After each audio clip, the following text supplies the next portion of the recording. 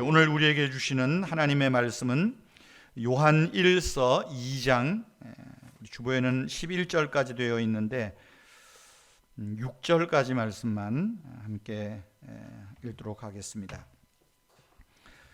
요한 1서 2장 1절에서 6절 말씀까지 우리 다 함께 하나님 말씀 받들어서 읽겠습니다. 나의 자녀들아, 내가 이것을 너희에게 쓰면 너희로 죄를 범하지 않게 하려 함이라. 만일 누가 죄를 범하여도 아버지 앞에서 우리에게 대언자가 있으니 곧 의로우신 예수 그리스도시니라. 그는 우리 죄를 위한 화목제물이니 우리만 위할 뿐 아니요 온 세상의 죄를 위하심이라. 우리가 그의 계명을 지키면 이로써 우리가 그를 아는 줄로 알 것이요 그를 아노라 하고 그의 계명을 지키지 아니하는 자는 거짓말하는 자요 진리가 그 속에 있지 아니하되 누구든지 그의 말씀을 지키는 자는 하나님의 사랑이 참으로 그 속에서 온전하게 되었나니 이로써 우리가 그의 안에 있는 줄을 아노라. 그의 안에 산다고 하는 자는 그가 행하는 대로 자기도 행할지니라. 아멘. 11절까지 주보에 기록을 하고 11절까지 설교를 준비하다가 너무 길어지겠다 해서 6절까지로 이렇게 줄여서 준비했습니다. 오늘은 어버이날입니다. 그리고 또 어버이 주일입니다. 부모님들에게 어버이날 축하를 드립니다. 우리 앞뒤 좌우로 한번 우리 서로 셀프 축하도 한번 합시다. 축하합니다 한번 하시죠. 축하합니다. 감사합니다.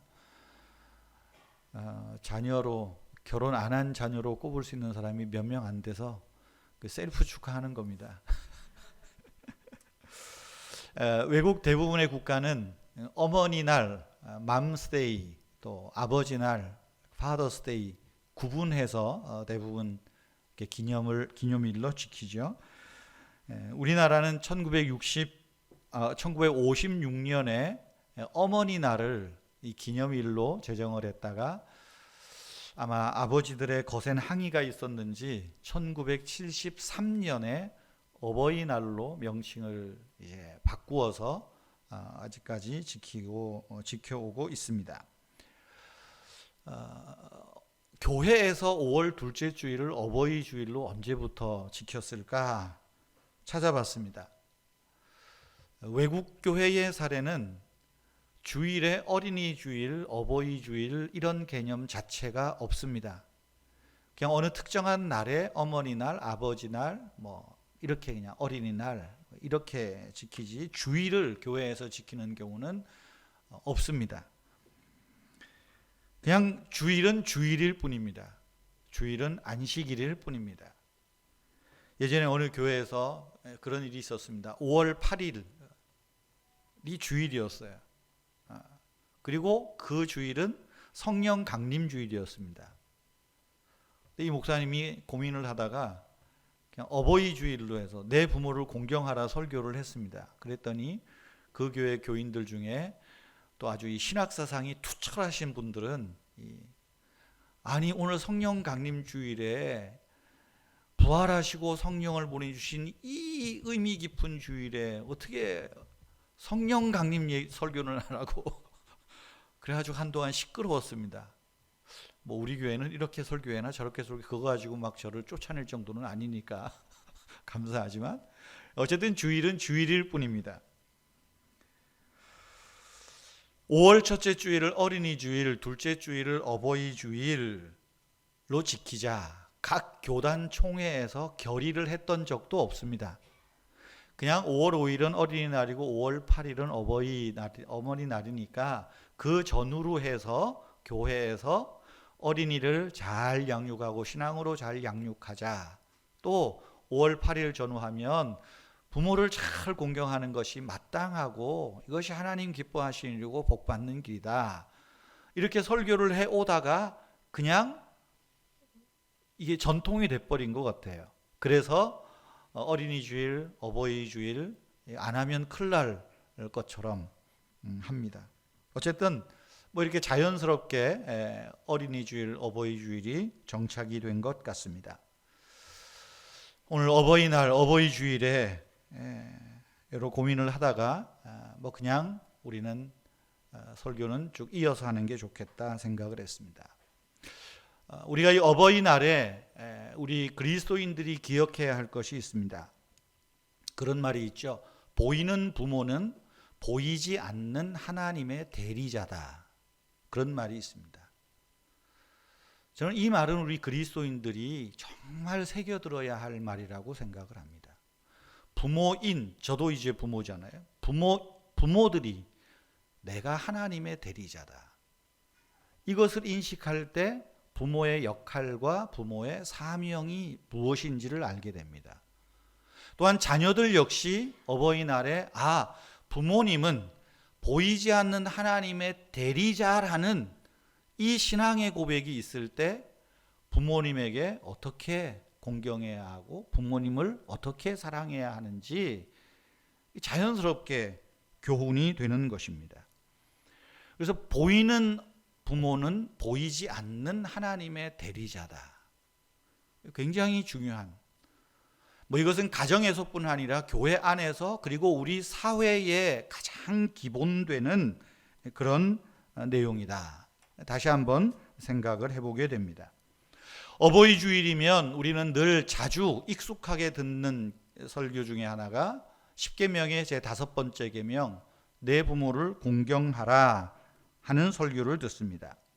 내 부모를 공경하라. 여러분, 십계명으로 주신 이 말씀은 가정에서만 이것이 적용되어야 한다는 의미는 아닙니다. 그건 아주 원시적인 단편적인 거예요. 내 부모를 공경하라는 것은 가정을 넘어서 인간관계 속에서, 이 사회 속에서 가장 기본이 되는 인간됨의 도리다. 이것이 교회 2000여 년을 통하여서 가르쳐 온 교훈이었습니다. 그래서 소교리 문답에 보면, 소교리 문답 64문에 보면 제5계명을 이렇게 풀어서 가르치고 있습니다. 제5계명이 요구하는 것이 무엇입니까? 제5계명에서 요구하는 것은 각자에게, 각 사람에게 그들의 여러 가지 지위와 인간관계들, 전화 왔습니다. 즉 윗사람, 아랫사람과 동등한 사람으로서 존경을 유지하고 의무를 수행하라는 것이다. 근데 우리는 자꾸만 부모 공경을 너무 가정 안에서만 제한돼요. 그러니까 밖에서도 부모 공경 못하니까 그렇겠죠. 윗사람들, 나이가 많으신 분들 함부로 대하는 일들도 너무 많잖아요. 가끔 보면 여기 오피스텔에 젊은 친구들이 많으니까 우리 다들 아버지 할아버지 뻘 되는 분들이 근무하시잖아요. 근데 때로 보면 막하는 놈들이 너무 많아요. 막하는 놈들, 새파랗게 젊은 놈들이 술 팍 먹고, 한번 내가 나가서 맞짱 붙으려고 하다가 내가 저런 놈하고 싸우는 내가 똑같다 해가지고 내가 피한 적도 몇 번 있지만, 참 그런 면에서 여러분, 부모 공경은 가정에서뿐 아니라 사회 안에서 윗사람뿐 아니라 아랫사람과의 존경과 유지하고 의무를 수행하는 것이다. 이 사회를 지탱하는 그 계명이라는 거예요. 그러면 여러분, 이 사람으로서의 의무를 수행한다는 것이 뭘까요? 대교리 문답은 조금 더 길게 설명하고 있어요. 동등한 사람들 사이에 가지는 의무는 서로의 존엄성과 가치를 인정하고 서로를 먼저 존중하며 서로에게 있는 은사들과 진보를 발전하는 것을 내 것인 양 기뻐하는 것입니다. 동등한 사람들 사이에서 저지르는 죄는 그들이 해야 할 의무들을 소홀히 하는 것 외에 서로의 가치를 과소평가하고 은사를 시기하고 서로의 높아짐과 번영을 배아파하고 서로 탁월함을 과시하며 다른 사람들 위에 올라서는 것입니다. 그러니까 사람 무시하고 함부로 지잘났다고 떠드는 사람은 부모 공경하라는 계명을 기억하지 않는 것이다.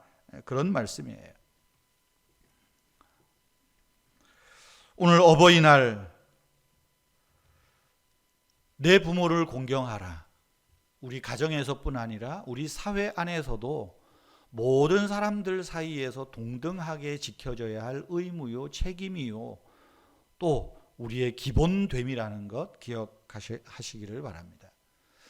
2020년부터 제가 좀 생각을 바꿨습니다. 예전에 그전까지는 어버이날, 어버이주일 되면 우리 70세 이상 되신 우리 교회 부모님들에게만 선물을 드렸습니다. 뭐 교인이 뭐 몇백 명, 몇천 명 되는 것도 아닌데 가만 생각하니까 어버이날에 제일 힘든 사람이 누구냐 하면 자식이자 엄마 아빠들 같아요. 자식이자 엄마 아빠들, 젊은 엄마 아빠들. 그래서 젊은 엄마 아빠들도 유치원에 애들 보내면 아이들이 카네이션 만들어 가지고 갖고 오잖아요. 그러면 그 젊은 엄마 아빠들이 얼마나 막 처음 걸 받고 감격해 하는지 모릅니다. 와, 나도 이 어버이날에 카네이션을 받다니. 막 사진 찍어서 SNS에 붙이고 또 막 달력에다가 탁. 저희 집은 보니까 한 3년 있던 것 같습니다. 그런 것 같아요. 그런데 어버이날 교회에서 보면 전부 70세 이상만 넘어 그래서 2020년부터는 어버이 주일에 그냥 부모된 우리 모든 성도님들에게는 다 선물을 드리면 좋겠다. 그렇게 해서 했습니다. 오늘도 교회에서 우리 부모님들에게 아주 값비싼 선물을 준비했습니다. 아주 값비싼 거니까는요. 오늘 우리 좀 이 청소년들, 우리 중고등학생들, 주일학생들이 일부 예배 때 오면 좀 서프라이즈로 쫙 뒤에서 값비싼 거 들고 와서 다 드리게 하면 좋겠나 했는데 아무도 안 와서 이따가 나갈 때 여러분 우리 결혼 안 한 친구들이 좀 나눠드리면 좋겠습니다. 꼭 받아가시고요. 아주 값비싸다는 것만 아시고 기대를 가지시고 예배 끝날 때까지 기다리시기를 바랍니다. 지난주에도 잠시 말씀을 드렸는데 하나님의 창조는 가정을 세우심으로써 완성이 되었다, 마무리되었다라고 말씀드렸습니다. 예수 그리스도의 구속 사역은 교회를 세워심으로, 교회가 세워짐으로써 비로소 완성되었다. 그렇게 저는 적용해서 말씀드렸습니다. 왜 그렇습니까? 교회는 영적으로 한 분 하나님을 믿고 고백하는 영적인 가족입니다. 가족 공동체예요. 그러니까 교회가 세워진 것은 창조 때 가정이 세워진 것과 맥을 영적으로 같이 하는 것입니다. 교회가 영적 가정과 같다는 것은 요한 1서를 읽어보면 여기에 나오는 언어에서 알 수 있습니다. 2장, 특별히 2장을 보시면 가정의 언어들이 나와요. 자녀들아, 자녀들아, 청년들아, 아비들아. 가정의 언어예요. 가정의 언어들을 계속해서 쓰고 있습니다. 특별히 1절 말씀에서 이야기하는 자녀들아 하는 말은 아주 친숙하게 하는 말이에요. 자녀들아. 2장 12절에 가도 자녀들아 하는 말이 나오는데 원어에 보면 다른 말이거든요. 1절에서 자녀들아 하면 우리 아이들이 우리 할머니 집에 가면 예전에 어릴 때 가면 제 어머니가 우리 애들한테 꼭 하는 말, 아이고 우리 강아지, 강아지. 그냥 강아지가 뭐요? 강아지가 사람한테요. 넌 몰라. 그래. 아이고 우리 강아지 왔어요. 강아지 왔어요. 그래. 여기 자녀들아 하는 말은 그런 의미예요. 아이고 내 새끼, 아이고 내 새끼 그러잖아요. 우리 연세 드신 분들. 그런 표현이에요. 굉장히 친숙하게 90여 세 된 할아버지가 아주 이 아들들 혹은 자녀들을 보고서 부르는 친숙하고 아주 다정다감한 그런 언어입니다. 그래서 2장 말씀을 보면 마치 할아버지가 손자에게 하는 우리 가정의 분위기는 이런 분위기여야 돼. 하나의 가풍을 이야기하는 것 같은 그런 느낌을 줍니다. 그래서 사도 요한의 2장에서 가정의 언어를 사용하면서 이제 교인들을, 성도들을 움직여서 우리 신앙의 기본, 사람됨의 기본으로 이끌어가고 있다라는 것을 느낄 수 있습니다. 여러분, 우리 사회의 기본이 무엇입니까? 부모 공경 가장 기본되는 의미지요. 신앙생활의 기본이 무엇입니까?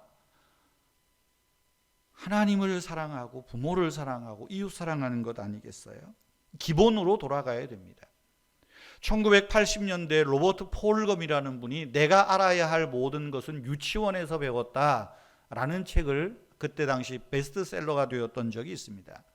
제가 얼마 전에도 몇 년 전에 소개했던 것 같은데 그 책에 보면 이런 말들이 있어요.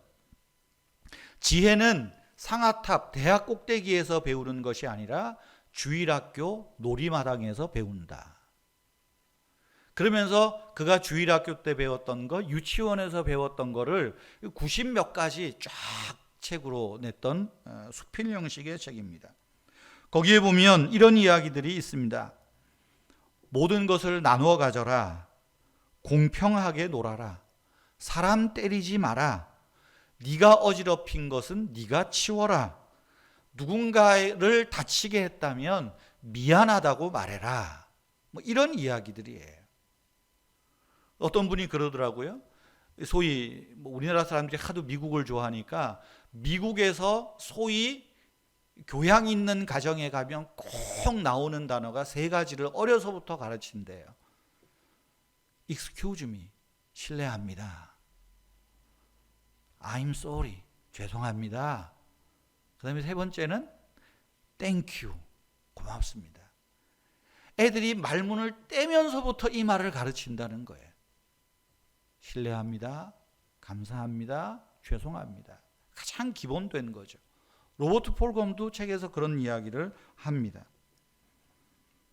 단순한 이야기, 단순한 규칙, 기본적인 말인데도 우리는 곧장 잊어버립니다.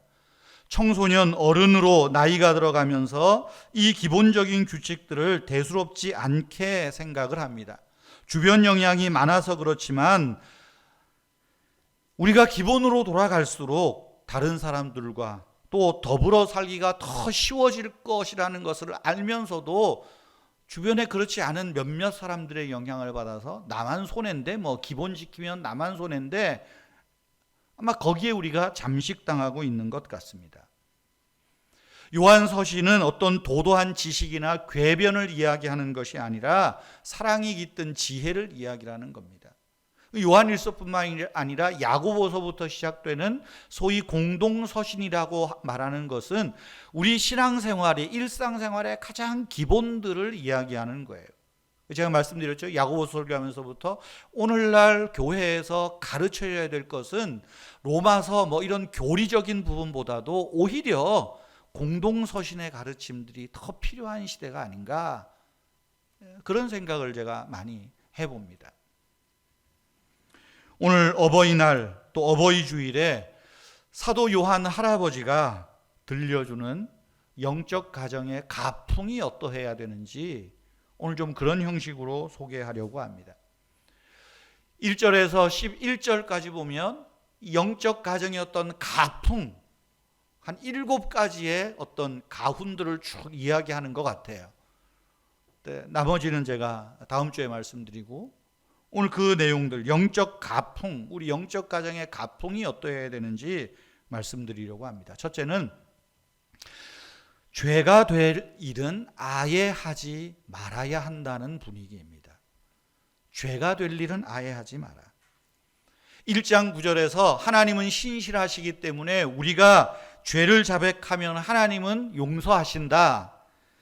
이 말을 빌미로 해서 하나님은 항상 용서할 준비가 되어 있는 분이야. 그래서 그냥 쉽게 살아가라, 그런 말이 아닙니다. 2장 1절에서 그것을 단호하게 이야기합니다. 나의 자녀들아, 내가 이것을 너희에게 쓰는 것은 너희로 죄를 범하지 않게 하려 함이라. 우리 가정의 분위기는 어떠해야 되는가?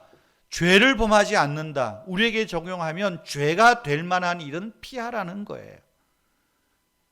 어떤 게 죄가 될까? 어떤 게 더 큰 죄가 될까? 작은 죄가 될까?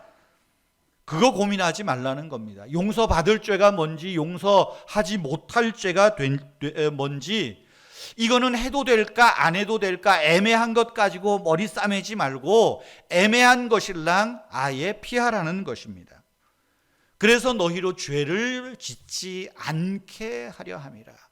영적인 가정의 분위기, 우리의 삶의 기본은 그런 애매한 부분들은 피하여 가는 것입니다.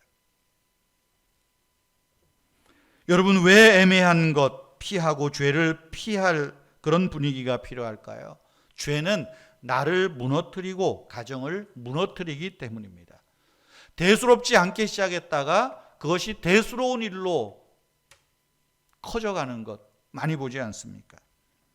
두 번째는 내가 혹시라도 어떤 일을 그르쳤을 때 내 편이 있다는 사실을 기억해야 됩니다. 여러분, 가정이 왜 중요합니까? 그래도 우리 엄마 아빠는 나를 이해해 줄 거야. 내 편일 거야. 내 형제는 내 편이야. 이런 일말의 믿음이 있잖아요. 근데 가끔 아버지가 뿔따구 하나 가지고 팍 해버리면 내 편은 아무도 없어. 그리고 한강으로 가는 거예요. 여러분, 가정에 내가 어떤 일을 그르쳤더라도, 내가 어떤 죄를 죄였을지라도 내 편이 있다는 이 믿음이 중요합니다. 1절 하반절에 말하죠. 하나님 아버지 앞에서 우리에게 대언자가 있으니 의로우신 예수 그리스도시니라. 우리가 죄를 짓지 않도록 죄를 피하려고 해야 되는데 우리 안에 여전히 타락한 본성이 있어서 또 이 사회 속에서 또 어쩔 수 없이 그 죄를 지을 수밖에 없을 때가 있어요. 빠질 때가 있어요. 그럴 때 그래도 나를 이해하시고 나를 안아주시는 내 편이 계신다. 이 믿음, 이 사실이 중요하다는 겁니다. 여기 대언자라고 하는 말은 요한복음 14장에 나오는 이 보혜사라는 말과 같은 말이에요. 성령, 보혜사 성령, 대언자, 성경 원어로 보면 다 같은 의미로, 같은 단어로 쓰고 있습니다. 예수 그리스도가 내 편이라는 거예요. 대언자, 중재자시고 중보자시고 나를 돕는 분이시다 라고 말하는 것입니다. 그래서 어떤 신학자는 이 대언자라는 말을 이렇게 해석을 했습니다. 예수 그리스도는 우리의 대표자시다. 예수 그리스도, 그분은 하나님 아버지 앞에서 우리를 변호하신다. 변호하시는 분이시다. 죄를 피하고 안 지으면 좋겠는데 안 그러면 얼마나 좋겠어요. 그런데 어쩔 수 없을 때가 있어요. 그럴 때 우리가 우리 죄를 자백하면 주님께서 우리의 변호인이 되셔서 적극적으로 나서 주신다는 것입니다. 그런데 예수님이 우리의 변호인이 되시는 것과 세상의 변호사들이 내 변호인이 되는 것은 차이가 있습니다. 세상의 변호사들은 우리 의뢰인의 무죄를 주장합니다. 죄가 있어도 어쨌든 무죄를 주장해요. 또 심각한 죄라도 자꾸만 가벼운 죄로 만드는데 선수입니다. 그러나 우리 주 예수님은 우리가 지은 죄를 인정하면서 도우시는 거예요. 하나님 앞에, 봉환이가 이런 죄가 있습니다. 봉환이가 이런 잘못을 했습니다. 그 큰 죄인데 더 큰 죄도 있으니까 조그만 거, 이렇게 이야기하지 않아요. 하나님 앞에 얘가 잘못했습니다. 인정하면서 나를 대신해 나간다는 겁니다. 세상 법정의 변호사는 법의 테두리 안에서 시시비비를 가려서 판사를 어쨌든 설득해서 형량을 낮추려고 합니다. 그러나 우리 구세주 예수님은 우리 죄를 위한 화목제물로 하나님의 진노를 대신 받으신다는 거예요. 봉환이가 죄가 있습니다. 그런데 저 죄에 돌아갈 그 죄의 값을 주님께서 내가 대신 받겠습니다. 그것이 십자가 사건 아니겠어요? 그래서 2장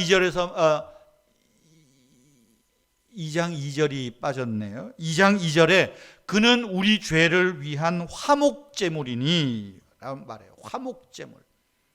화목제물이라는 말은 우리를 향한 하나님의 진노를 가라앉히는 제물이라는 거예요.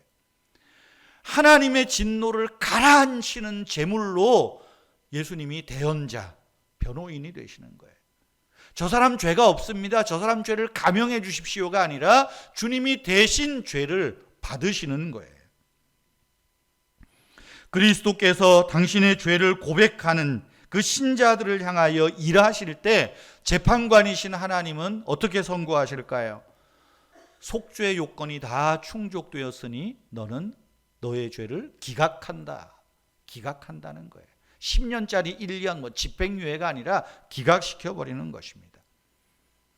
세 번째로 영적 가족의 이 가풍이 뭘까요?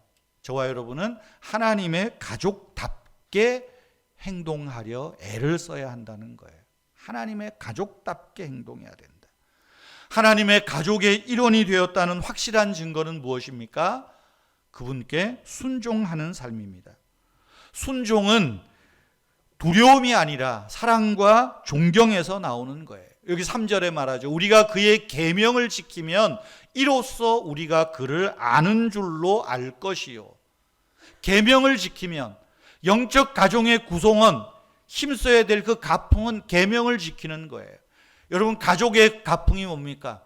부모의 말에 순종하고 또 부모는 자녀의 말을 귀 기울여 듣고 서로를 순종해서 듣는 이 아름다운 분위기, 그것이 행복한 가정 아니겠습니까?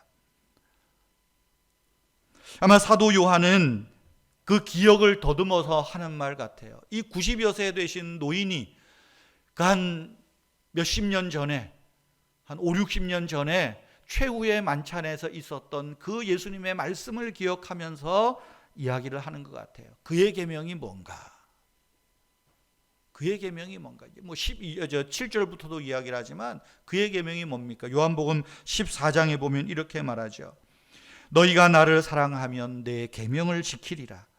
나의 계명을 지키는 자라야 나를 사랑하는 자니 나를 사랑하는 자는 내 아버지께 사랑받을 것이요 나도 그를 사랑하여 그에게 나를 나타내리라. 사람이 나를 사랑하면 내 말을 지키리니 내 아버지께서 그를 사랑하실 것이요 우리가 그에게 가서 거처를 그와 함께 하리라 말씀하는 거예요. 내 계명을 가지고 지키는 자라야 나를 사랑하는 자리. 하나님을 사랑하는 사람들, 하나님을 믿는 사람들은 그의 계명에 순종하는 것, 이것이 믿는 가정의 또 교회 공동체의 가풍이라 말하는 것입니다.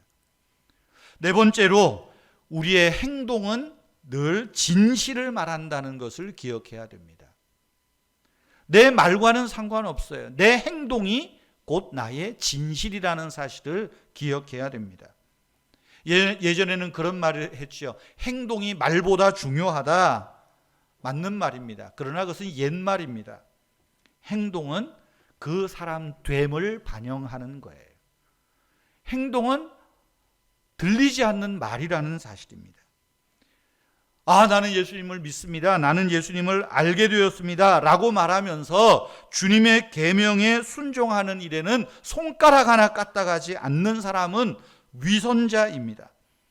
예수를 믿는다고 하면서도 가정을 돌보지 않고 부모를 거역하고 아내는 남편을, 남편은 아내를 무시하거나 함부로 대하는 것, 하나님을 사랑하는 것보다 돈을 더 사랑하고 쫓는 것, 부모는 자녀를 억압하고 자녀는 부모의 말을 무시하는 것, 말세 징조를 따라가며 사는 것은 위선자라는 거예요. 여러분 2장 4절을 보십시오. 내가 그를 아노라 하고 그를 믿노라 하고 그의 계명을 지키지 아니하는 자는 거짓말하는 자요 위선자라는 거예요. 진리가 그 속에 있지 않다. 거짓말하는 자요 진리가 그 속에 있지 않다는 것은 1장 초반에서도 말했죠. 생명의 말씀이 그 안에 없는 자는 거짓말하는 자요 진리가 그 속에 있지 않다. 여기 지키지 않는다라는 말은 지속적이고 습관적인 행동을 말하는 거예요. 내가 예수를 믿습니다. 그러면서도 예배하는 일, 혹은 이웃을 환대하는 일, 내가 마땅히 행할 우리 삶의 기본들을 내 뜻대로 내 마음대로 행하는 것은 내가 믿지 않는다는 것을 스스로 나타내는 말들입니다. 오해하지 마세요. 어쩌다가 한 번씩 화를 터뜨리는 사람에게 하는 말은 아닙니다. 우린 다 연약합니다. 어쩌다가 욱할 수 있어요. 제일 만만한 사람이 누굽니까? 남편에게는 아내고 아내에게는 남편 아니겠어요?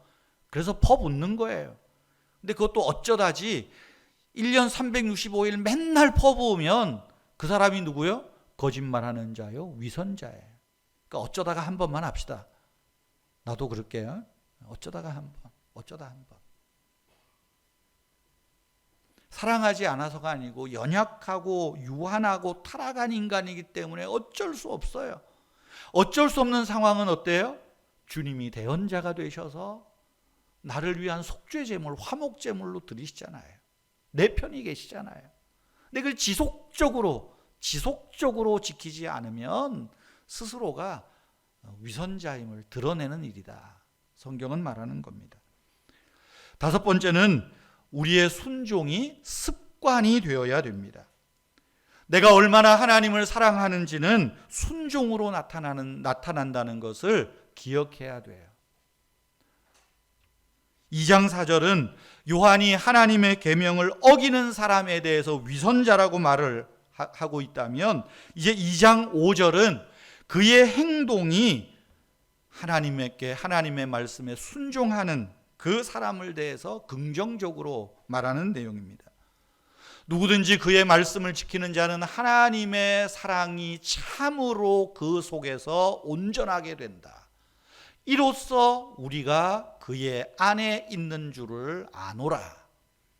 그의 말씀을, 그의 계명을 순종하는 사람은 하나님의 사랑이 진실로 그 안에서 온전하게 된다는 거예요. 그래서 우리가 성숙해가고 변화를 이루어가는 거예요. 왜? 주님의 계명이 우리 안에 있고, 우리 안에 있다는 이 계명이 순종으로 표현되고 나타나기 때문입니다. 누가 얼마나 하나님을 사랑하느냐, 누가 얼마나 하나님을 잘 믿느냐, 말로 알 거 아닙니다. 그 사람의 삶에서 알 것입니다.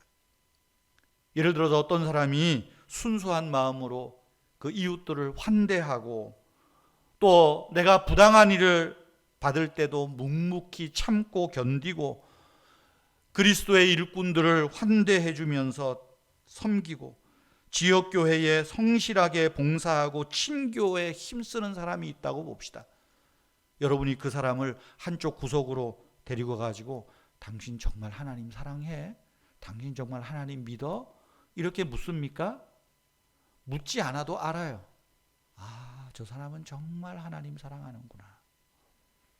그런데 하나님을 내가 열심히 믿는다고 막 그러면서 그 반대로 행하면, 가정도 돌보지 않고 자녀도 돌보지 않고 뭐 그런다 그러면 오직 교회에만, 그럼 뭐라 그래요? 그 사람 데리고 가서, 나 같은 사람은 이제 용감하게 하겠죠. 당신 정말 하나님 믿어? 그러겠죠. 근데 우리는 그렇게 묻지 않아도 압니다.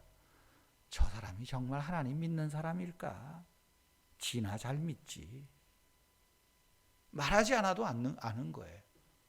뭘 통해서?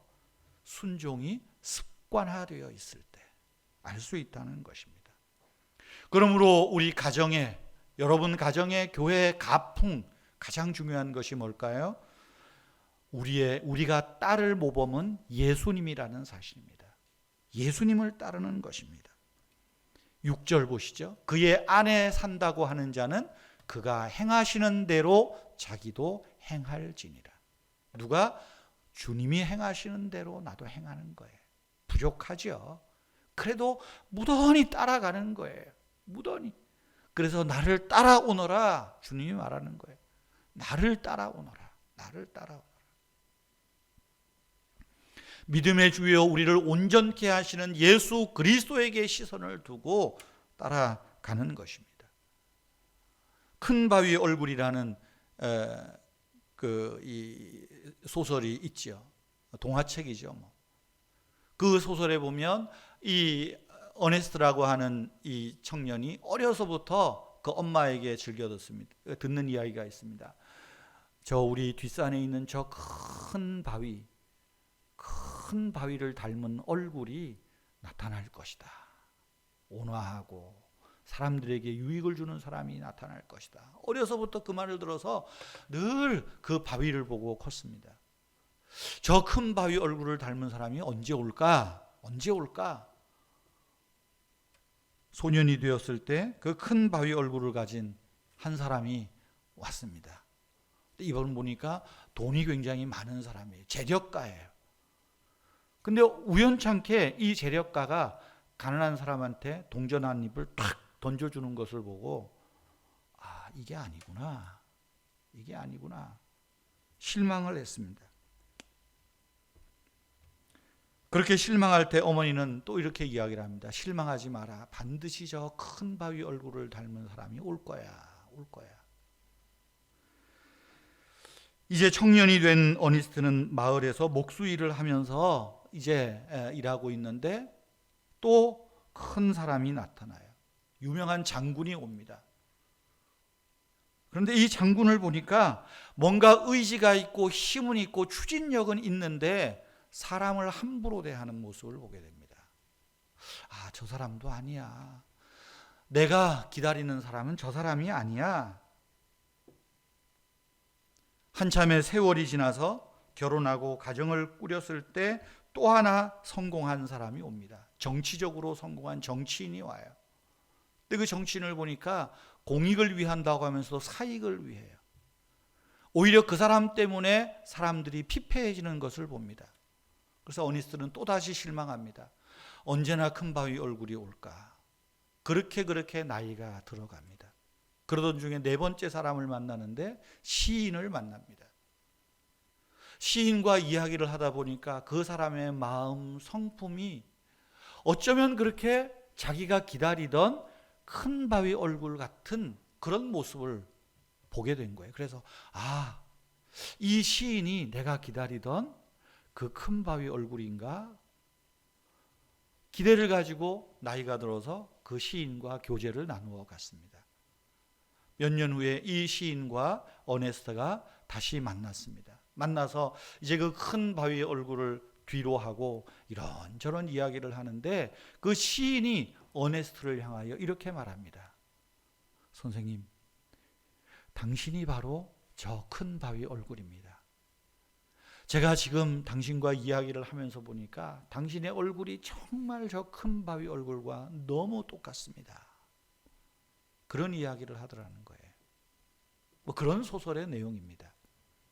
여러분, 우리의 가정의 가풍, 누구를 보고 누구를 배우고 누구를 닮아갈 것인가? 우리가 따를 분은 오직 예수님 뿐이라는 거예요. 어떻게 예수님을 본받겠습니까? 복음서 말씀을 부지런히 읽으십시오. 복음서를 통해서 예수님이 하신 말씀, 예수님이 하신 행동, 예수님이 그 보이셨던 희생적이고 헌신적인 사랑들을 우리가 보고 본받을 때 비록 나는 약하지만 나를 도우시는 그분의 힘으로 우리는 힘써 섬기고 사랑하고 주님의 모습들을 우리도 나타낼 수 있지 않겠어요? 6절 말씀대로 그가 행하신 대로 나도 행해가는 그 아름다운 삶이 있게 되는 것입니다. 오늘 우리 시대에 어른이 없다고 합니다. 나이 드신 노인은 있는데 어른은 없다. 이런 시대에 우리 은혜의 교회에 속해 있는 모든 성도님들이 좀 어른으로 성숙해 가면 좋겠습니다. 예수님을 닮은 어른, 예수님의 삶을 보여주는 어른. 그래서 우리의 가정에서도 우리의 자녀들이 훗날 그래, 우리 어머니는, 우리 아버지는 멋있으셨어. 신앙이 멋있으셨어. 우리 교인들이 이제 여러분들이 다 천국에 가실 때 여러분들을 추억하면서 아, 그래, 이분은 이렇게 섬기셨지, 이렇게 사랑하셨지, 이분이 나에게 이렇게 따뜻한 말을 하셨지. 이런 아름다운 모습을 보이는 그런 가풍을 만들어가면 얼마나 좋겠습니까? 오늘 어버이 주일에 사도 요한 할아버지가 우리에게 일러주시는 이 영적 가풍의 분위기들을 다시 한번 잘 기억하시고 우리 교회뿐 아니라 여러분들의 가정이 그래서 우리가 예수님을 닮고 정말 모든 이들에게 칭찬과 존경과 또 아름다움을 누리는 그 아름다운 소식을 듣는 그런 복된 성도님들 되시기를 주님의 이름으로 축원합니다. 우리 함께 찬송하겠습니다. 275장입니다.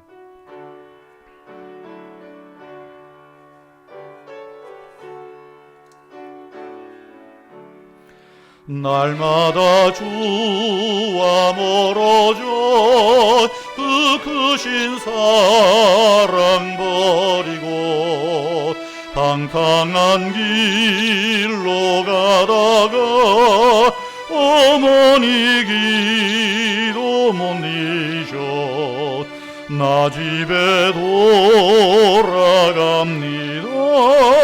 어머니 기도 못 잊어 새 사람 되어 살려고 나 집에 돌아갑니다.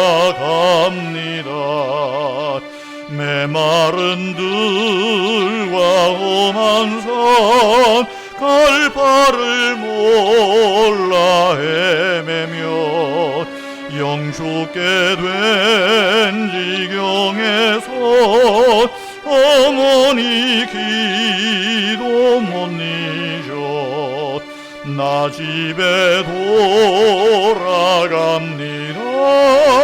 어머니 기도 못 잊어 새 사람 되어 살려고 나 집에 돌아갑니다. 내 죄를 담당하신 주 새 소망 비춰주시니 내 기쁜 정성 다하여 주 이름 찬송하겠네. 나 집에 돌아갑니다. 어머니 기도 못 잊어 새 사람 되어 살려고 나 집에 돌아갑니다.